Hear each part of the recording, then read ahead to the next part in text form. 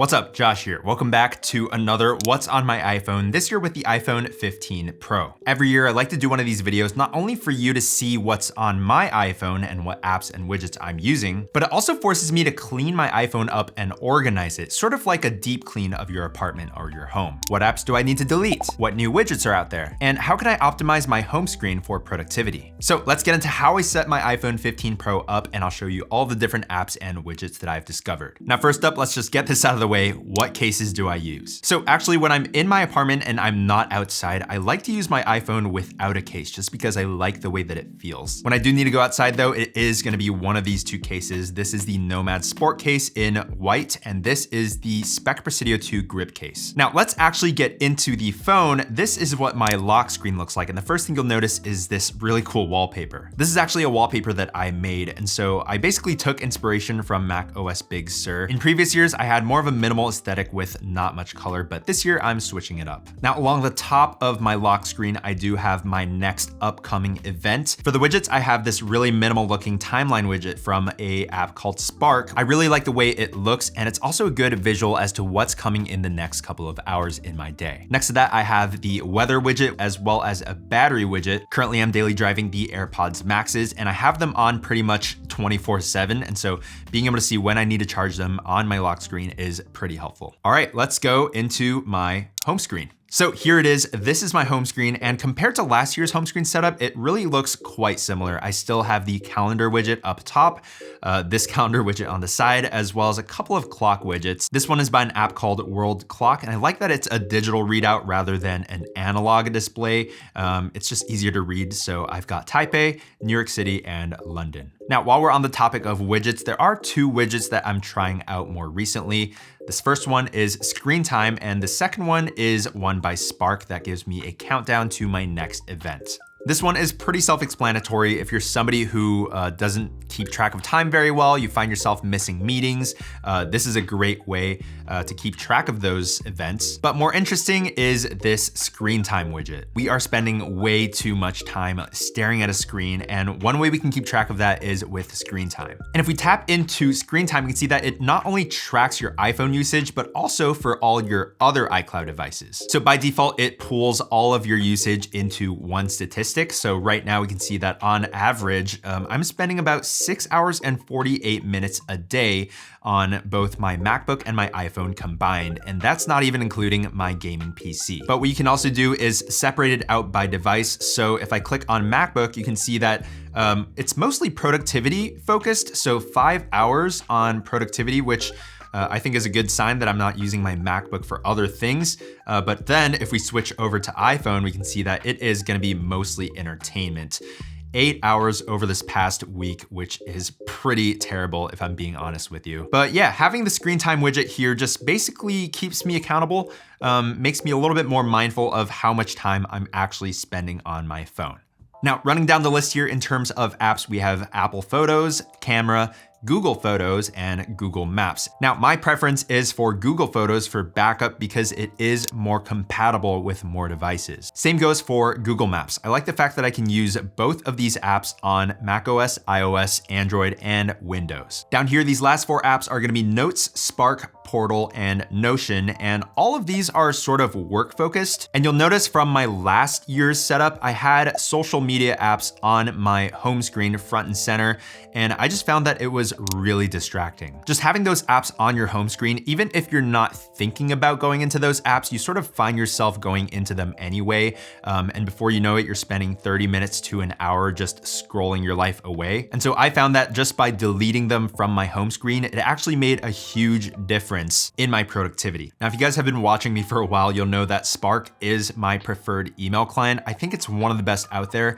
The fact that it's free, it works on Mac, iOS, Windows, Android. And the best part is that it separates your emails into 3 buckets. First bucket is what's actually important. So all of those personal emails, and then the other 2 buckets are what you can basically ignore. Those are notifications and newsletters. And then of course there is Notion, which is basically my command center for my life. I have basically everything in here. So everything from trip planning to my YouTube projects, shorts projects, freelance client work, as well as all my finances, tax documents. All of that stuff goes through Notion. Now, Portal is another app that I am sort of trying out this year. Portal is basically an app that emulates different environments, and I can actually scroll through, and there are a bunch of different soundscapes and environments that you can experience, and it really just puts you in the mood of working. I'd probably recommend using this app alongside a noise canceling headphone or earbuds, and then setting a timer so you can really just block out all of the other notifications, and of course, turn on Do Not Disturb. Okay, along my home row, I have Messages, Spotify, Safari, and Messenger. I have talked about this in the past. I actually use Messenger more than I use Messages just because I have a lot of friends with Androids. And again, with universal compatibility, Messenger is just a better app for group chats in general. Now, before we get into my second page, I wanna go over my Today view. So up top, we have the home widget. This is how I can control all of my smart home devices. This right here is a birthday reminder widget. By the way, this app is called Birthday Reminder app and widget. Besides that, I have the weather widget as well as my Tesla widget. And then last but not least, my smart lock, which will unlock my front door if I hit that green button. Now, moving on to my second page. So the first bucket here is, of course, finance. Not a very sexy topic, but I think the most interesting one here is Built because it is a credit card that is specifically for renters. So if you are a renter, listen up. The thing with a regular credit card is you cannot pay rent with it. It just doesn't work that way. But with Built, you can actually pay rent with your credit card and earn points from those transactions. And I've actually been able to book free round trip tickets from just paying rent with this card. Now it's a 3% cash back. So let's say you pay $1,500 in rent.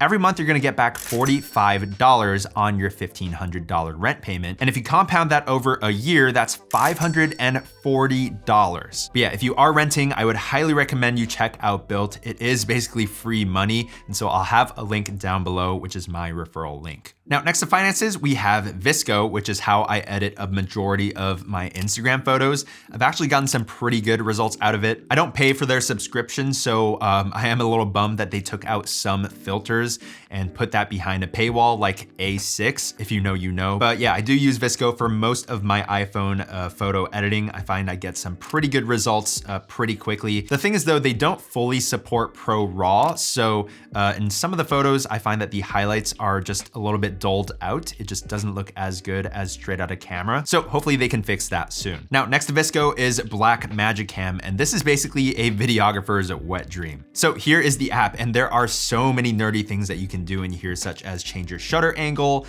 ISO, white balance, even get access to manual focus here, as well as turning off your iPhone stabilization, and even increasing that to extreme if you are doing a lot of movement. And the crazy part is that this app is completely free. So yeah, that is Blackmagic Cam. Then we've got Amazon and the Bible app. Both of these are pretty self-explanatory. And then we've got PowerFlex, which is my charging network for my electric vehicle. Next to that, I have 1Password, which is my password manager. And I think I pay about $36 for it annually. And I can tell you that it is 100% worth it to invest in a password manager. I think one of the best parts is that I'm able to use 1Password on all of my devices. On top of showing you all of your passwords, it also generates passwords, and you can also store credit card information in there, which is nice if you're ever filling out an online form and you don't want to go grab your wallet. But yeah, again, I've talked about this with universal compatibility, just being able to access all of the same information on all of my devices is super important to me.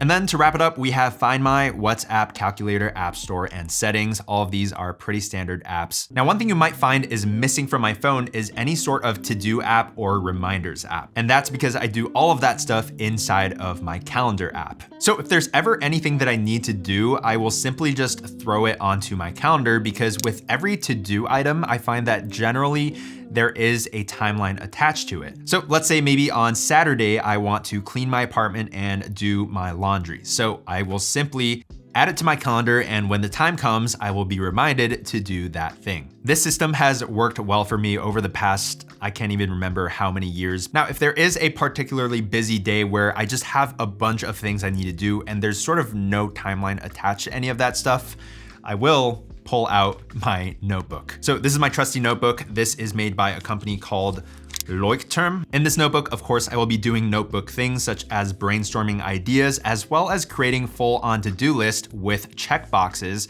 And I find this to be probably the best way to get things done throughout a day. And then my pen of choice is this one right here. This is the Uniball Signo 0.38 thickness. I just find that it has a really good flow rate. So one test I like to do with all of my pens is dangle it and just very lightly drag it across the page. And if it creates a smooth line without any skips, that's a good pen in my book. But yeah, that's basically it. That is the entirety of my iPhone, as well as a glimpse into some of the tools that I use for productivity. Again, links to everything I talked about will be down below, including this wallpaper, the cases, as well as my referral code for Built. Hope you guys enjoyed the video. Definitely get subscribed if you aren't already, and I'll catch you guys in the next one. Peace.